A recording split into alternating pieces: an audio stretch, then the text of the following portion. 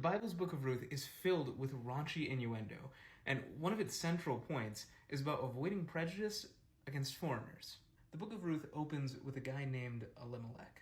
He's married to Naomi, and they have 2 sons. Both those sons marry Moabites. So, what's a Moabite?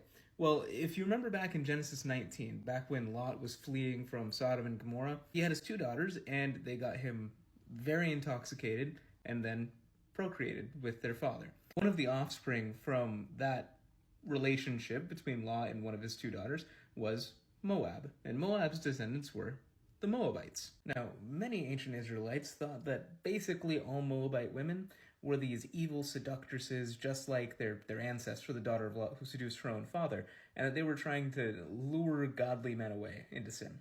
We see an example of this in Ezra chapter 9, when Ezra chastises the Israelites for marrying foreign women, including Moabites. Then, in chapter 10, we see just how serious Ezra's concerns about these foreign women are when he commands the Israelites to divorce their wives. There is debate as to whether God approved of Ezra's divorce decree. I lean towards no. But in any case, the point is, the Israelites really did not like Moabite women. Back to Ruth. So Naomi's husband dies, and both of her sons die. So now she's not just stuck with the sorrow of the fact that both of her sons married Moabite women, but now both of her sons are dead, her husband's dead, she's destitute, and she's stuck with these 2 Moabite women. Naomi, knowing that her daughter-in-laws will be destitute too if they stay with her, commands them to basically leave her and go home. One of them, Orpah, agrees and leaves, but the other one, Ruth, stays. And she says her famous line, "Where you go, I go. Where you stay, I'll stay." You know the line.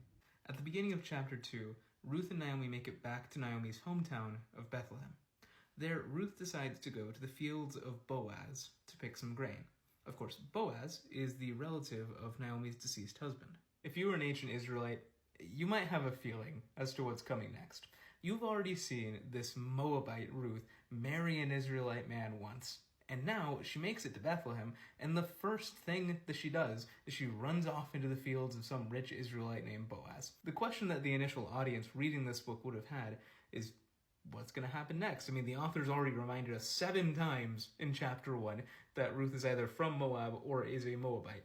Is this Moabite going to successfully seduce Boaz? What's Naomi's role as the faithful Israelite widow? What's her role going to be in all this? And will Boaz manage to resist the temptations of this Moabite?